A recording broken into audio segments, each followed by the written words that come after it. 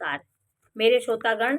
मैं आज आपको श्रीमद् भगवत गीता के बारे में जानकारी दे रही हूँ कि देखिए, श्रीमद् भगवत गीता में भगवान श्री कृष्ण ने अर्जुन को संपूर्ण धरती में जितने भी प्राणी हैं उनके बारे में जानकारी दी कि कैसे कैसे सारे प्राणी और सारे ऋषि मुनि देव किन्नर जितने भी हैं सब ये कर्म कर रहे हैं और सबकी गति ईश्वर निश्चित किए हैं। इनका कैसे मरण होगा, कैसे इनका यश अपयश इन्हें कैसे मिलेगा, सभी प्राणियों के बारे में पहले ईश्वर ने निश्चित करके रखा हुआ है। तो श्री कृष्ण ने कई तरह से अर्जुन को उन्होंने ज्ञान दिया कि आप सिर्फ माध्यम बनेंगे, क्योंकि वो उनका मोह बहुत ज़्यादा था। वो अपने पितामह लोगों को मारना नहीं चाहते थे। उन्हें मोह हो रहा था कि मैं इनके गोदी में खेला हूँ, इनके साथ मैंने अपना बचपन व्यतीत किया, मैं इनको कैसे मारूं। तो भगवान श्री कृष्ण ने इतना मोह देखा तो उन्होंने हर प्रकार से अर्जुन को समझाने का प्रयास किया। उन्होंने सांख्य योग के माध्यम से, ज्ञान के योग के माध्यम से, कर्म संन्यास योग के माध्यम से और आत्म संयम योग से, ज्ञान विज्ञान के योग से और अक्षर ब्रह्म योग से, राज विद्या राज गुहा योग से, उन्होंने विभूति योग से, कई प्रकार से उन्होंने उनको समझाने का प्रयास किया। लेकिन तभी पर उनको मोह नहीं भंग हो रहा था। तब उन्होंने जाकर के अर्जुन को अपना विशाल रूप दिखाया, क्योंकि जब वो विशाल रूप देखेंगे तो इस मनुष्य को उस परम ब्रह्म का पूर्ण ज्ञान हो जाता है, क्योंकि मरने के बाद ही ये विशाल रूप का दर्शन होता है। तो जब तक हम इस मानव शरीर में हैं तो हमें उनका दर्शन नहीं होता। लेकिन अर्जुन को इतना ज्ञान था कि अर्जुन को भगवान सिर्फ अर्जुन को ही ऐसा उनके मित्र थे कि उन्होंने ही उनको श्री कृष्ण ने अपने अद्भुत रूप का दर्शन कराया। जब अर्जुन को दिव्य चक्षु प्रदान किया पहले उन्होंने, क्योंकि इस छोटी आंख से हम उनको नहीं देख सकते। हम अपने इस आंख के, ये तो हमारी भौतिक आंखें हैं जो हम संसार को देखने के लिए होती है, लेकिन हमारी जब दिव्य चक्षु जागृत होती है, ज्ञान योग जागृत होता है और हम मोक्ष को जब प्राप्त करते हैं तो हम अपने दिव्य चक्षु से ये चीजें प्राप्त करते हैं। तो भगवान श्री कृष्ण ने अर्जुन को अपना जब चतुर्भुज रूप दिखाया, कैसे कैसे उन्होंने दिखाया कि सारा ब्रह्मांड उनके मुख में समाहित हो रहा है, उनके हर एक अंग से सारे ब्रह्मांड की रचना हो रही है। बहुत चीजें उन्होंने उस चतुर्भुज रूप में उनको दिखाया।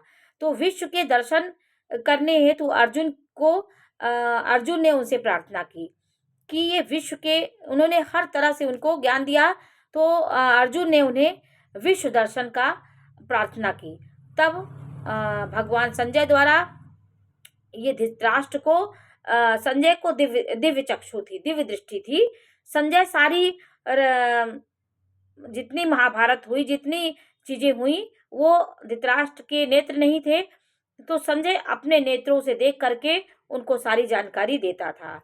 तो संजय के पास दिव्य चक्षु थी और उनकी एक नेत्र बहुत दिव्य था। तो उन्होंने धृतराष्ट्र को सारी विश्व रूप का दर्शन धृतराष्ट्र को भी हुआ, क्योंकि वो अपनी नेत्रों से देख रहा था संजय।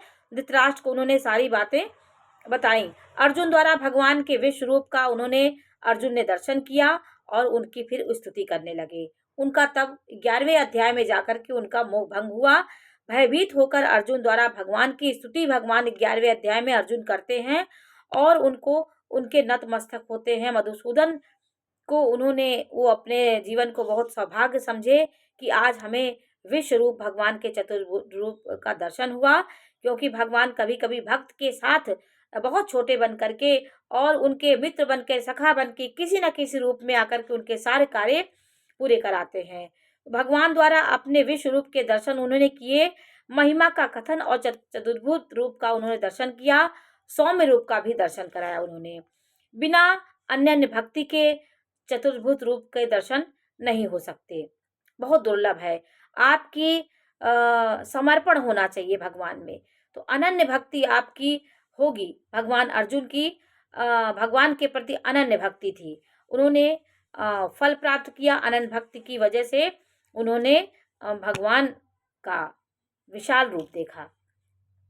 साकार और निराकार के उपासकों की उत्तमता का भी उन्होंने 12वें अध्याय में वर्णन किया है कि कैसे हम निराकार के रूप में भगवान ने कैसे मानव शरीर धारण किया, पंच तत्व का भी शरीर उन्होंने धारण किया और निराकार रूप में भी रह के वो संसार का पालन करते हैं।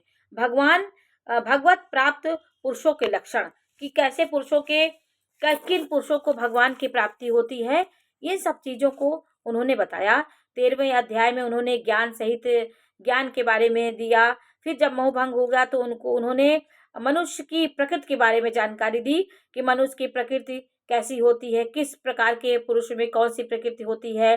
सत्य रज तम के बारे में उन्होंने जानकारी दी। भगवत प्राप्ति का उपाय और गुणातीत पुरुषों के लक्षण उन्होंने बताए। 15वें अध्याय में उन्होंने संसार वृक्ष का कथन किया कि संसार एक वृक्ष है, कैसे वृक्ष के फल अपनी उम्र हो जाने के बाद अपने आप गिर जाते, पत्ते गिर जाते, उसी प्रकार ये पूरा संसार एक वृक्ष है। जिसकी उम्र होती जाएगी वो पत्ते नए निकलेंगे, पुराने पत्ते गिरेंगे और फल गिरेंगे, फल पकेंगे, गिरेंगे। उन्होंने वृक्ष के रूप में संसार की कल्पना करके और वृक्ष के माध्यम से उन्होंने भगवान ने उनको ज्ञान दिया। भगवत प्राप्ति का उपाय भी उन्होंने बताया और परमेश्वर के स्वरूप का भी उन्होंने वर्णन किया। अक्षर अक्षर पुरुषोत्तम का विषय उन्होंने बताया।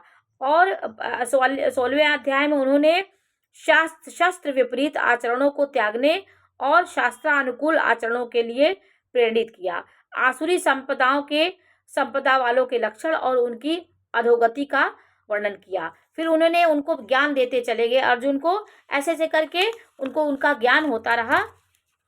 फिर उन्होंने 16वें अध्याय में सब बातें बताई और फिर फल सहित देवी और आसुरी संपदा के बारे में उन्होंने बताया। 17वें अध्याय में उन्होंने श्रद्धा का और शास्त्र विपरीत घोर तप करने वालों का विषय बताया। उनकी क्या गति होती, कैसे पुरुष कैसे होते, उनकी क्या गति, इस बारे में उन्होंने जानकारी दी। और 18वें अध्याय में उन्होंने त्याग का विषय बताया। 18वां अध्याय तक ही भगवत गीता है, उसके बाद भगवत गीता समाप्त हो जाती है। कर्मों के होने में सांख्य सिद्धांत का उन्होंने कथन किया। तीनों गुणों के अनुसार ज्ञान, कर्म, कर्ता, बुद्धि, धृति और सुख के पृथक पृथक भेद उन्होंने अर्जुन को बताए। जब उनको दिव्य चक्षु मिल गई, उनको ज्ञान हो गया, भगवान का उन्होंने दर्शन किया। अनन्य भक्ति अर्जुन की देख करके उन्होंने अपने चतुर्भुज रूप का दर्शन किया। ज्ञान निष्ठा का विषय, भक्ति सहित कर्मयोग का उन्होंने दर्शन दिया। इस प्रकार भगवान मधुसूदन ने अर्जुन का मोह भंग करके उनको संपूर्ण ज्ञान दे दिया। तो ये भगवत गीता में भगवान अनन्य भक्ति देख करके अर्जुन को ये काम उनको सौंपा गया, क्योंकि भगवान सब चीज पूर्व निर्धारित है। हम और आप सिर्फ हम अभिनय कर रहे हैं, जो हम कर रहे हैं सब प्रभु करा रहे हैं। समय समय पे प्रभु का ही हमारे जीवन में प्रवेश होता है तो हमारी उन्नति होती है। जिस हम प्रभु का दामन छोड़ते हैं तो हमारी अवनति हो जाती है, हमें कष्टों का सामना करना पड़ता है।